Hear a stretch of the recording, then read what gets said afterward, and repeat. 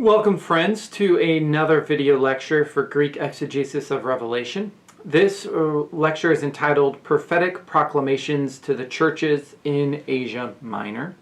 With this lecture, I want to accomplish 5 things. The first is I want to provide a broad orientation to the 7 proclamations that are found in Revelation 2:1 through 3:22. Then I want to discuss some of the structure and common features of each of the 7 proclamations. Then I will talk about the tone of the proclamations and the ethics of the proclamations. And I will close with a couple of questions that invite us to consider what these proclamations might mean for us today in our contemporary communities of faith. I want to begin with a brief orientation to these proclamations, as I'm calling them.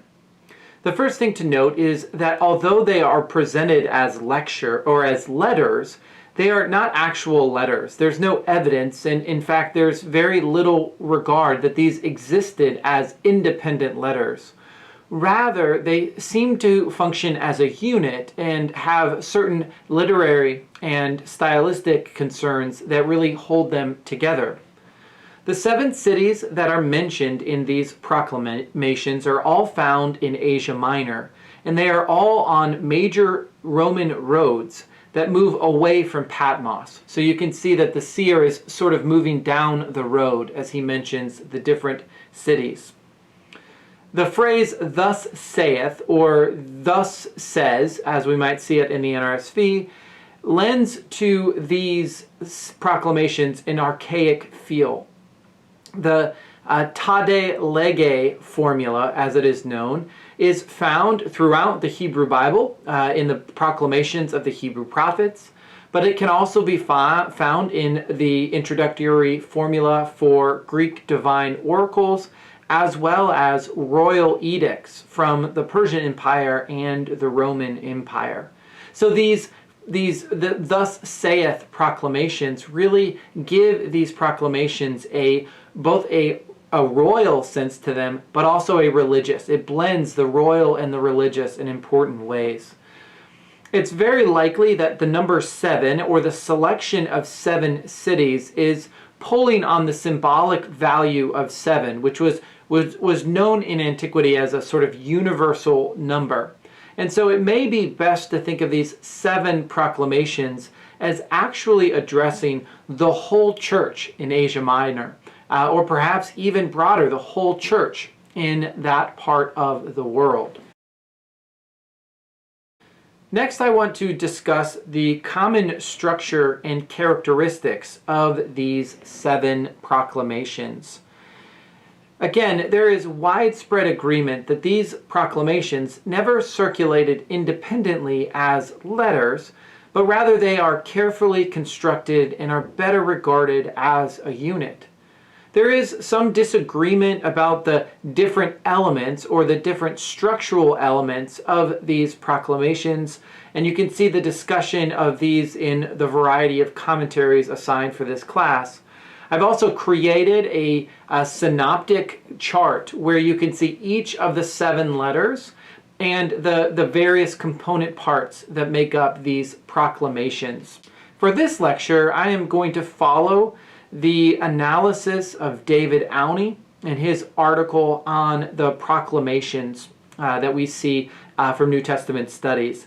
He finds 7 parts to each of these proclamations. The first is the adscriptio, or the address. These addresses are often to the angel of a certain city or a certain part of Asia Minor. Then there is a brief command to write, and then the Tade Lege formula that I mentioned earlier, "thus says." These 3 elements, the first 3 elements of these prophetic proclamations, establish the literary setting of each of the proclamations. Then, in the 4th part of these proclamations is what Aune calls Christological predications. These are titles and characterizations of Christ that resemble those that we've seen in Revelation 1:9 through 20. Then the fifth element is the narratio, signaled by the oida clause, the I know clause. And this is where Christ describes the situation in the city, both elements of praise and elements of censure. Then there is the sixth element, the dispositio, which is the central section. This is the reason why Christ is writing or Christ is addressing the city. And then it ends with a proclamation formula, sometimes with an assurance of victory, but always with a command to listen.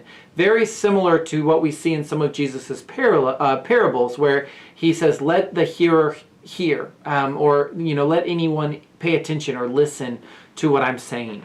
Schussler Fiorenza does a good job offering some of the characteristics that unite all 7 of these proclamations. And we can break this into sort of 3 parts. The first is that the 7 proclamations outline what the author sees as positive behaviors. And these include things like mutual love and service, steadfastness, keeping God's word, rejecting false teachers, maintaining a confession in the face of persecution, and a consistent resistance to the powers of Rome. Negative behaviors then are really sort of the opposite. It's a loss of love or a failure to reject false teachers or a practice of compromise or accommodation. And then thirdly, each of these proclamations has a hortatory character, a sort of imperative character to them. And we can see this in the commands to remember or repent or to change one's commitment, to resist or to endure. And so we can see these elements, these characteristics in the 7 proclamations. Of course, not all of them in every single proclamation, but overall, this is the sort of thing that we see in them. Next, I want to talk briefly about the tone of these proclamations. There is, in 4 of the 7 proclamations, a mix of censure and praise, a mix of negative behaviors and positive behaviors. And so to the proclamations to Ephesus, Pergamum, Thyatira, and Sardis are all of this mixed type. There are 2 proclamations that are only praiseworthy, only say positive things about the churches being addressed, and that is the church in Smyrna and in Philadelphia.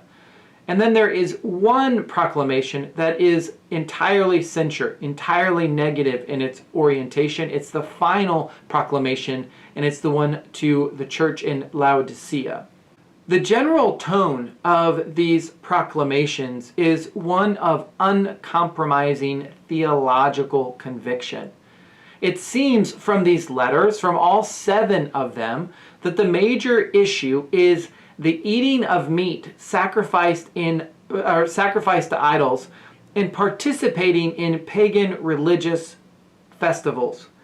And what Schussler Fiorenza and Brian Blunt point out in their commentaries is that there were distinct political, economic, and professional advantages for doing so. And that it was very common that the trade guilds or the variety of business associations and even private receptions would all mix these religious ceremonies, or at least participation in these religious ceremonies in some way or another. And that by participating, members of Asia Minor could experience certain advantages. And that non-participation, in contrast, would result in certain adverse consequences. And it seems, at least for Schussler Fiorenza, that these rival teachers, the Nicolaitans, Balaam, and Jezebel, who are mentioned, are all, for Schussler Fiorenza, part of one group, and each of them is teaching a more compromising position. And I think it's right on when Schussler Fiorenza points out that this was based on a distinct knowledge or even a religious conviction about meat sacrificed to idols. Well, we know that idols aren't real, so we can eat this. Or we know that Caesar's claims to lordship are, bogus. So it doesn't matter if we participate in his religious cult, because we have the right knowledge that these are all false or unreal. And the author of Revelation, the speaker of these proclamations, thinks otherwise. That actually these are very dangerous and require an absolute allegiance to the confession of Christ. Schussler Fiorenza puts it this way: it seems, therefore, that John advocates for an uncompromising theological stance because he and his followers view the dehumanizing powers of Rome and its allies as theologically so destructive and oppressive that a compromise with them would mean a denial of God's life-giving and saving power.